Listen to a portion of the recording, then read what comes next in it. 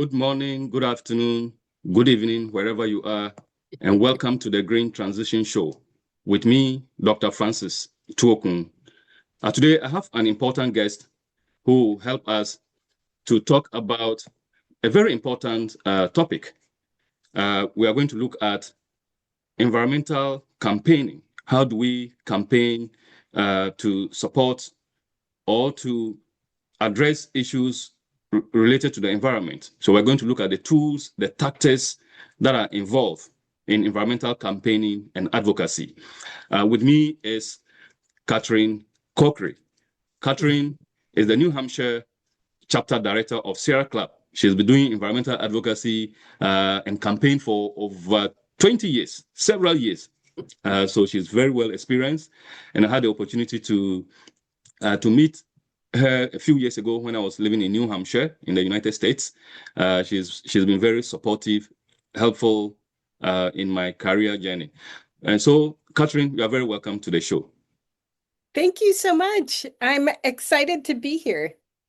Yes. If you have not subscribed to the channel, I encourage you to hit the subscribe button so that I will continue to bring you very insightful topics on the show. Katherine, can you tell us about yourself? Can you introduce yourself to the viewers and tell us what inspired your journey into environmental advocacy and campaigning? Thank you. My name is Katherine Corkery. I use she, her pronouns, and I live near the confluence of the Kentucky River and the Merrimack River in a place called by the Native American Wabanaki Confederacy, Pennacook. It is in the city now called Concord, New Hampshire, in the United States. I've worked for the Sierra Club, as Dr. Toku has told us, for over 25 years in various roles, and I'm the chapter director now. And I love being near the ocean and near the mountains. Um, my inspiration, I was inspired to become an advocate for environmental justice and equity during my service with the Peace Corps in Senegal.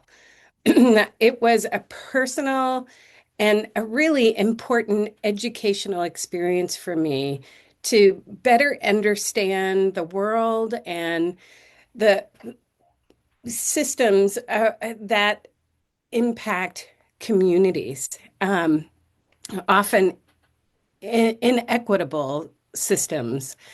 I lived with a generous Pular family who fed me and housed me and tolerated me with all of my questions and curiosities. But they knew nothing about me. And yet they took me in like one of their own. And I was taught humility and honesty and curiosity. And it attracted me to the environmental movement when I returned because it was centered on people and nature and the interactions of people and nature.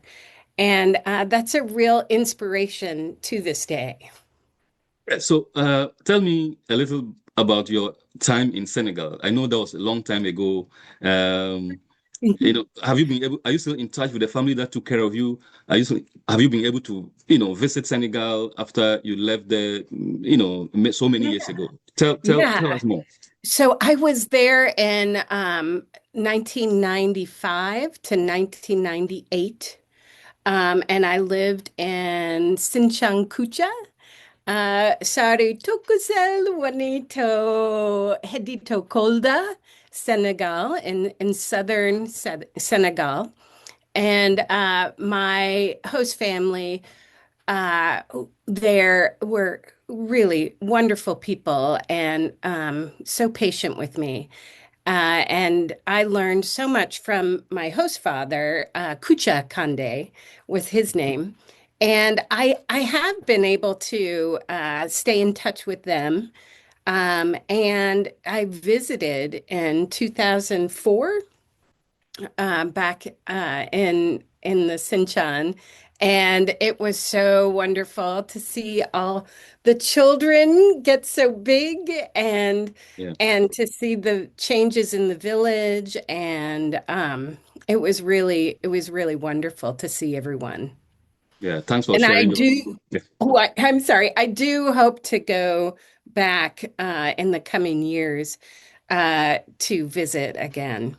Okay. Thanks for sharing your experience in Senegal with us. Mhm. If you are listening to us or if you are watching us, this is the Green Transition Show with Dr. Francis Tuokun.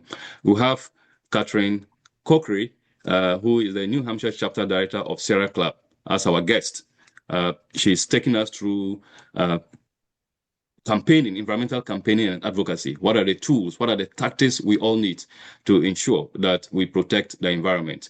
Because the environmental protection is the responsibility of all of us. We all have a role to play in dealing with our environmental challenges and problems.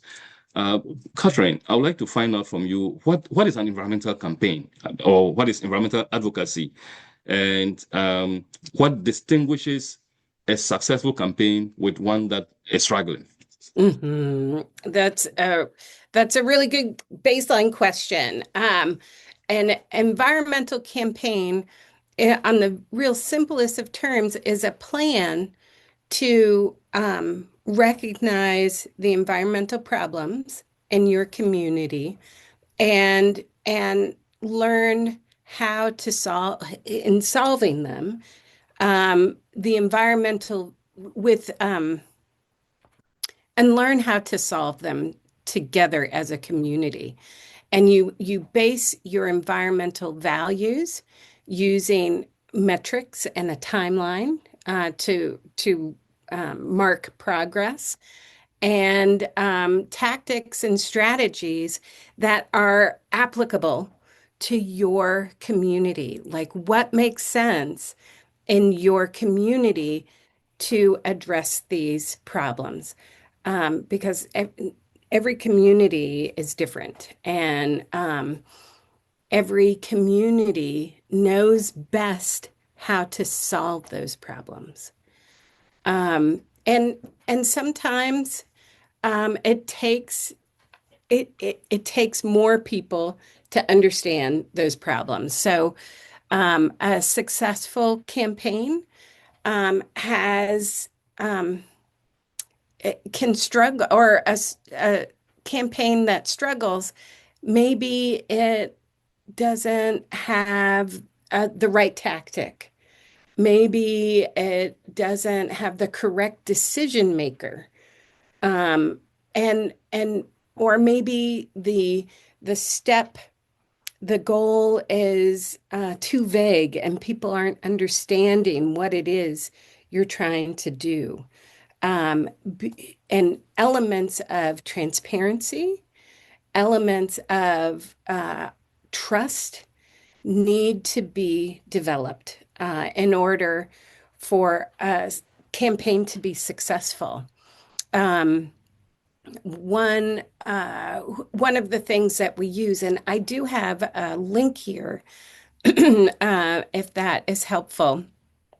One of the things that we use to help sort of ground our campaigns is something called the Jemez principles. This was developed in 1996 with the Southwest Network for Environmental and Economic Justice in Jemez, New Mexico.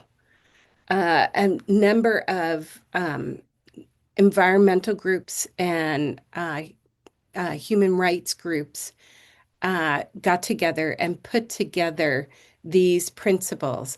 Um, would it make sense for me to put the link in the chat? Yes, that would be great. Okay, Yeah. let me copy that real quick and I'll put over here in the chat. I should have done that earlier. Here it is. Okay. And these these are really the principles that ground us and help avoid like big struggles.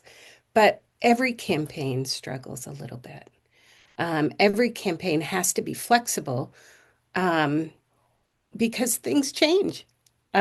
lives change, and decision making can be unusual. Um, and it actually made me think about a campaign that had a real significant impact that I worked on. When I first got involved in the Sierra Club, they there was a proposal for the national land, public lands, and national forests to restrict the amount of roads on these public lands, because for a number of reasons. Uh, but it was called the roadless rule. It was an administrative rule. And the Sierra Club was very, very involved in supporting this roadless rule. And it was a it was a bipartisan proposal. And through the administrative process, the democratic process, the public was able to submit comments. And this was the standard practice. And the Sierra Club and our partners, we had a nationwide coalition that supported this change.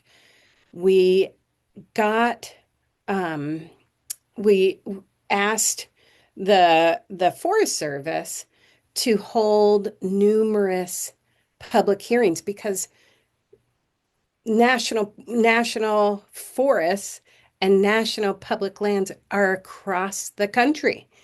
You couldn't have just one public hearing, and this was before Zoom, so you couldn't zoom in. And they had a number of public hearings, and Sierra Club and the groups, and myself included, were able to get over 1 million public comments submitted to the Forest Service, the federal agency that was proposing this new rule that would restrict roads in these public lands. And it was the first time ever that the Forest Service got so many comments. And it took them a long time to evaluate and review all of those comments. But when they were finished, they found that like 97% of those comments were in support of this new rule. And that was an exciting and very meaningful campaign that I participated in. And it was the early 2000s. And I bring it up because this current administration wants to reverse that rule this year. And so as even the most successful campaigns, they only last as long as you can support them. And so here we are again talking about the roadless rule for public lands in the United States, and we're at step one all over again. So even the most successful campaigns are only as good as they last. And then you have to take up all of what you knew and learned from years ago and apply them all over again. So successful campaigns and campaigns that struggle all have all can get wins, but they are also vulnerable to changes.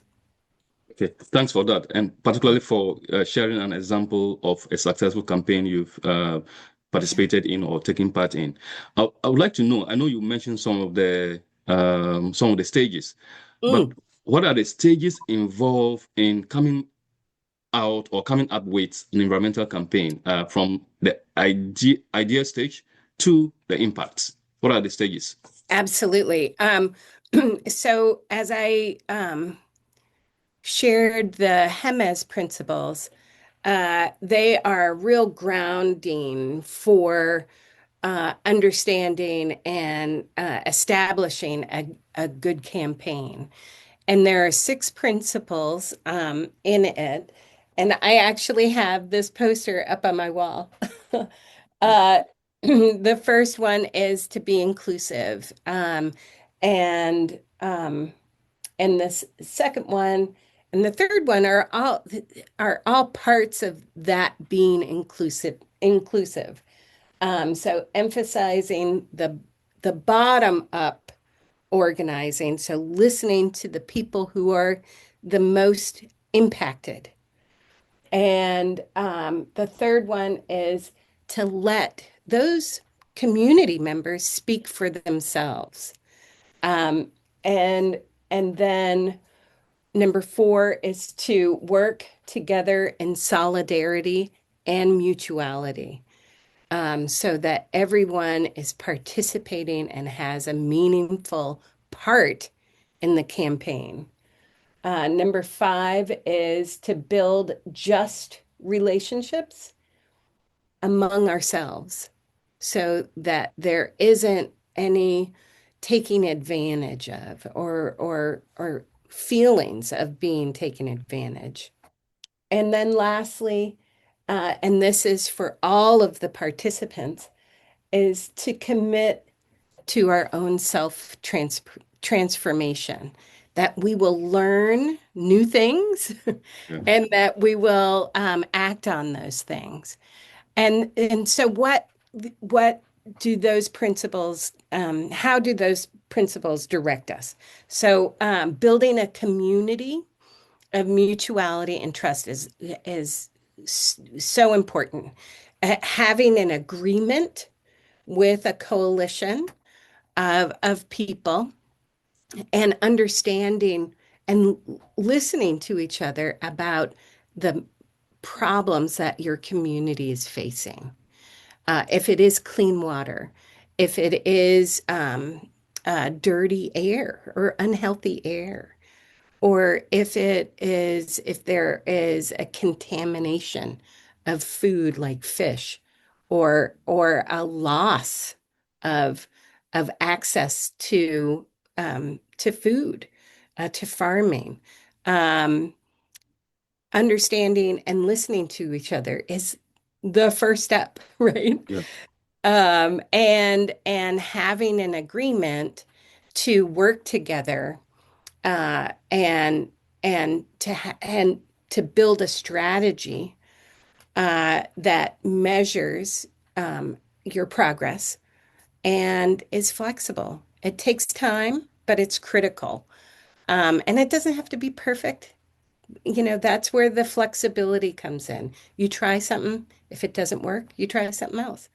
Um, and and then uh, once you have an idea to work together, one of the first things that we do from there is having an analysis of the external factors.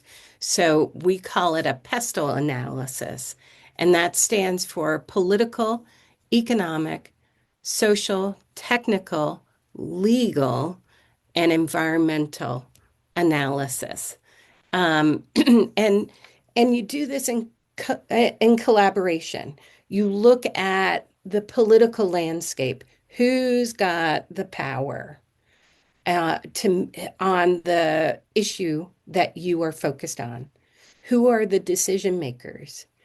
Are they elected people, or is it a bureaucratic process?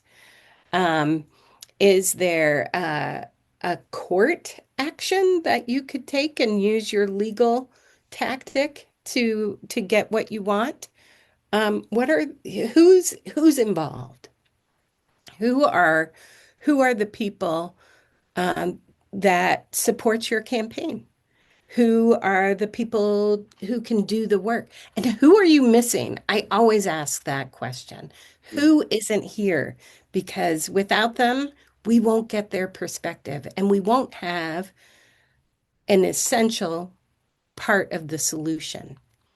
And it also helps identify your detractors.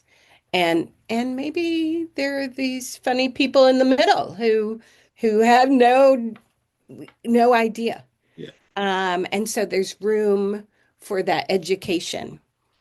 And then a few more steps uh, that we go through is once we have an idea of who's out there and what the problem is, who can help us, who is not going to help us, and who our decision maker is, we want more people. We want to recruit more people and understand their perspective about this issue. And by having more people, it is we hope to have democracy on our side to help us with the democratic process. And if there's voting, we're going to vote for clean water. We're going to vote for clean energy. Uh, and then we start looking at tactics. Right. All Yeah. right. And maybe the goal is to deny a permit or to support a permit. Maybe the goal is an administrative rule like the roadless rule. Or maybe it is a court case, which in that case, you have to be really careful because a judge doesn't get voters usually, and they have to be there has to be some distance between the decision maker there. But still, if that's the legal tactic, you got to use it. Or maybe it's a budget item.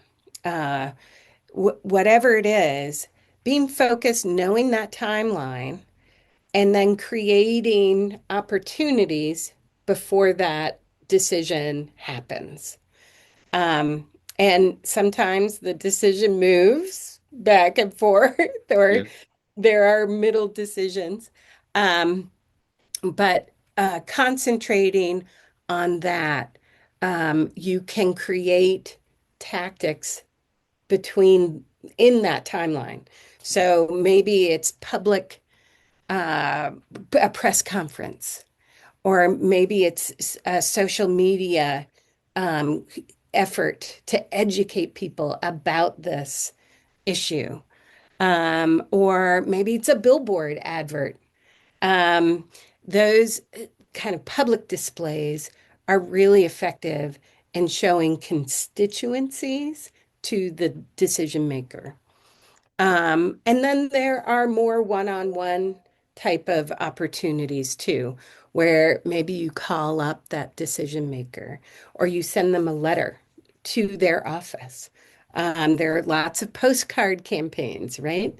Those aren't seen in the public array until you tell them about it, right? Yeah. Maybe there's a something in the newspaper. But all of these tactics, you could be really creative. Some people have done parades with puppets and banners, and um, other folks have done rallies, and or they've got petitions signed and they send it in to the governor. All of these types of ideas are great, and every community will be a little bit different, and Yeah. they'll put their own spin on it. Okay. Thank you very much for that detailed conversation on the stages involved in successful campaigning. Now, viewers, if you are watching us, this is the Green Transition Show with me, Dr. Francis Toku. Our guest today is Katherine Corkery, who is the New Hampshire Chapter Director of Sierra Club. Katherine, you've been involved in environmental campaigns and advocacy for almost 30 years. I know over the years, the strategies, the tactics have changed. So in today's world, what are the must-have tools or tactics that one has to use? Yeah, it's way different. Um, and there are so many online tools and software that folks can use. One that I spend a lot of time on, but I often wonder, why am I doing this? Will anybody see it? Is sending email. Um, and because everybody's inboxes gets full of all sorts of stuff. And I try to make my emails um, scarce in a way, so that when they do come, people will open them, and that they have critical information. But other ways to contact people include texting. There are different tools. There are a whole bunch of different tools. There are websites that people can go to. They choose to go to these websites to find out what's happening. Uh, and there are a number of different types. There's one called Mobilize. There's also oh my gosh. Oh, I'm going to forget the name of it. There are a ton of them where, like, even GoFundMe Yeah, programs, you can go to them, or volunteering um, websites where if you want to volunteer and find a group that will align with you, there are so many places like that. And then the social media. We had a really great effort earlier this year about a bill that sort of like ran under the radar yeah, until we made a social media post about it, and we put it on Instagram and on Facebook, and it just shot up in less than 24 hours. We had over 80,000 people look at it. Um, it was pretty incredible. So all of those elements. There's also other pieces like Substack and YouTube, creating these conversations online and providing feedback and ways to get involved. These are really great online tools. Um, the other thing that I would be remiss if I didn't say, knocking on doors and calling people, having just conversations yeah, with people is very impactful, because I think we are social beings. yeah, We need to connect with each other. And knocking on doors and making phone calls is a great way to do that. yeah. Thank you. If you are enjoying the conversation, kindly subscribe to the channel. You can also follow us on LinkedIn, on TikTok, or on Facebook. We'll continue to bring you very insightful discussions such as this. For someone watching us, a young person watching us Mhm. who wants to develop a career in environmental advocacy and campaigns, what are the key skills that are needed to be able to equip oneself with, to pursue a career in environmental campaign and advocacy? Yeah. I think one of the things that I find is a really great piece, and everybody's going to be different, right? But for me, being able to talk to people, to strangers, is a really important tool. And being able to share a story about the issue at hand. Um, and and the thing is, you can do that lots of different ways. I just have this big mouth that I am able to talk to a lot of people. But that conversation is also in these social media tools. Being able to, if you're an artist, being able to depict a story with drawings or paint and different art forms is so important. Being able to depict these issues on social media with the visual or with graphs or with other types of tools that really help people understand these issues is so important. And I think there's also Sierra Club has a whole cadre of researchers who look at the policies and who see the trends. Economists are so important to this too. Like, where's all the money going? How is it that, these things get funded, but these other things are not getting funded? So there really is room for everyone in this advocacy. So briefly, you talked about storytelling. How important is storytelling in Mm. environmental campaigns and advocacy? It is critical, because especially for like big issues like climate change, Yeah. how can I impact that? I'm just one person here. Being able to boil that down into a relatable step, and helping people understand and sift through all the noise that we hear about climate change, that we hear about these toxic chemicals, being able to really help focus and tell a real story that isn't from the polluter, that isn't from uh, uh, the industry, is hard to get. Uh, and Yeah. when it comes from your neighbor or someone you trust, it's really different. And it lands in that place of trust. Yeah.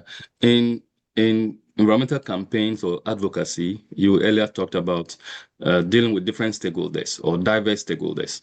You may Mhm. come across some group of people who may resist your campaigns.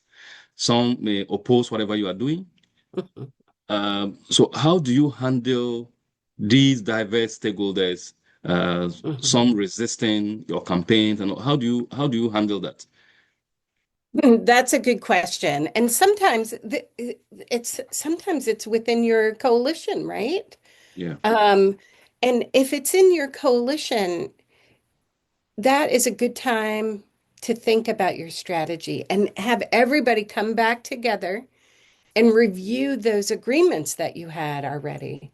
And maybe this is the time to be a little more flexible and make a change. Maybe your strategy wasn't as good as you thought. And now is the time to regroup and shift if you need to, make adjustments if you need to. Um, and when there are outside groups who are don't agree with you, and there's always somebody, Yeah. Yeah. that is why that's part of the reason why we do the PESTLE analysis in the beginning so we can identify that landscape, look at the whole landscape of your friends and maybe not your friends and some of those middle people. And you can prepare because you can there is sort of the usual suspects out there who will not agree with you. So how you want to start early in preparing for that resistance, for newcomers or for unexpected, or say you had someone you thought was on your friend's side turn around and it turns out they're not. Then you need to rethink and really try to make some adjustments to find out why they changed and and problem solve. Maybe they changed for a good reason. Maybe they didn't. But that is the job of the coalition to try to understand. And when we talk about a community, we know each other. We know where we go to the gym. We know who where the kids go to school. We know each other. And learning and listening from each other has to come from a place of trust. And that's really I think those have been the best solutions to that kind of discourse. But how do you balance Mm, activism with diplomacy? In other mm, words, how do you engage policymakers without losing momentum at the mm. grassroots level? That is a really good question. And diplomacy's hard, especially for people who do not have a lot of experience at the decision maker level. And I think part of it is making sure that people are speaking for themselves and are valued for that work. So if it's hobnobbing with the decision makers or the donors or the who's is and what's is, it is just as important to work with the grassroots who are not up there, who don't have that access, or over there, who don't have that access with the political or decision makers, but who are impacted directly by these issues. And having valuing the that voice, and knowing, and I think everyone understands that when you go to a baseball game, you act one way. And when you go to church, you act another way. And when you go to the supermarket, you act still another way. And understanding how in a campaign, everyone has a muscle, everyone has a skill, and all of our skills together lifts our campaign. And valuing all of those different muscles is really important for people to have a meaningful contribution. And I think one way to do that is to recognize that the one skill is for one audience, another skill is for another audience, but all of those things together really are part of the whole thing. Does that make Viewers, sense? yes, yeah, it does. Viewers, if you are watching us, this is the Green Transition Show with me, Dr. Francis Toku. We have uh, Katherine Corkery, who is the New Hampshire Chapter Director of Sierra Club, with us as our guest. And she's helping us to understand environmental campaigns and advocacy, the tools, the tactics that are needed to have effective campaigns so that together we'll all work to protect our environment. So, Katherine, what advice will you give to young professionals who want to pursue a career in environmental campaigns and advocacy. You earlier touched on it, but I want you to be specific, particularly to students who are in the university and want to pursue a career in environmental campaigns. What advice will you give to them?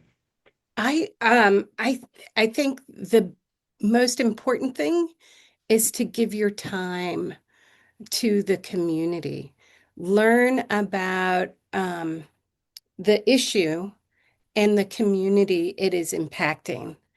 Um, Take the time to learn who the decision makers are, who's on town council, who goes to town council, who are the people listening and participating in the democratic process in your community, or and think about who's missing here.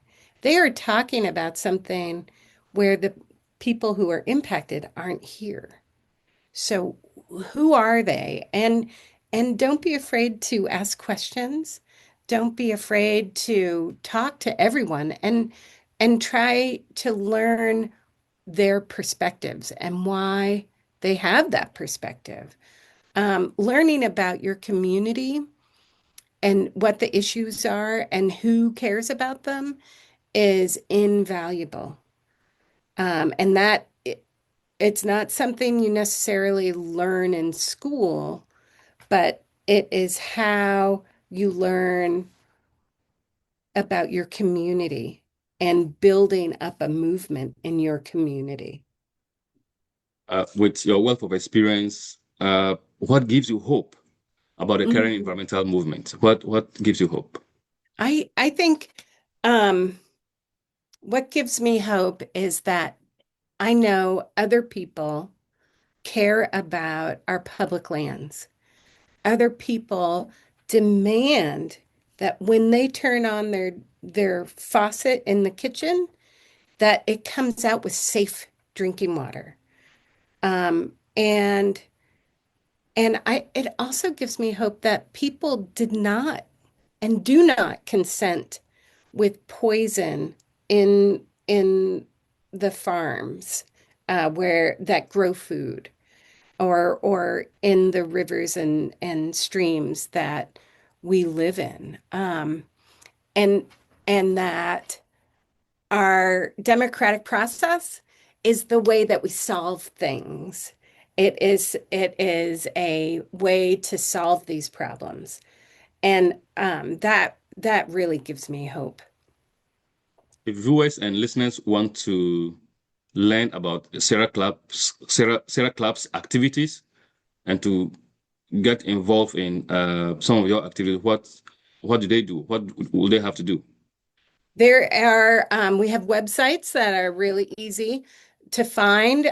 There's also an upcoming webinar about the Endangered Species Act that is online that anyone anywhere can tap into and listen. And that is on the website, the sierraclub.org website. I'll put it in the chat. Here we go. And there's also chapters in every state. California is blessed with more than one chapter, but there is throughout the United States chapters, and Canada has a Sierra Club of Canada. But there's also all these online tools that folks can participate in, and you are welcome to use it. What are your final comments, or what is your final message, particularly to those who want to turn a concern, an environmental concern, into an action? Absolutely. You know what has been really sticking in my mind this month, uh, or I should say the month of April, which is Earth Day here. Um, there's a quote from Maya Angelou. The quote is, um, "It is not where your dreams take you, but where you take your dreams. And that is young and old. All of us can do this. We all have the capacity to protect the things we love, the things that we value. And we all have dreams to give something better to our children and future generations. And it's up to us whether or not we do that. So I ask all of you to take your dreams and make them reality. Yeah, that's very powerful. Take your dreams and make them reality, and make them a reality. And that means that we all have dreams, but making them a reality is what the challenge is. And that's usually a challenge to many of us. And yeah, I thank you for that. Viewers and listeners, this is how much time will permit us today. We thank Katherine for such an insightful conversation on campaigning, environmental campaign, the tactics, the tools that are needed. I'm sure we've all learned a lot throughout the conversation. If you have not subscribed to the channel, kindly subscribe to the channel and share it with your friends to do the same, so that it will motivate us to continue to bring you insightful conversations such as this. We hope to see you again next week to have another insightful conversation. Thank you so much for your time. Katherine, we thank you for your time. Thank you. I hope to see you again soon. Thank you.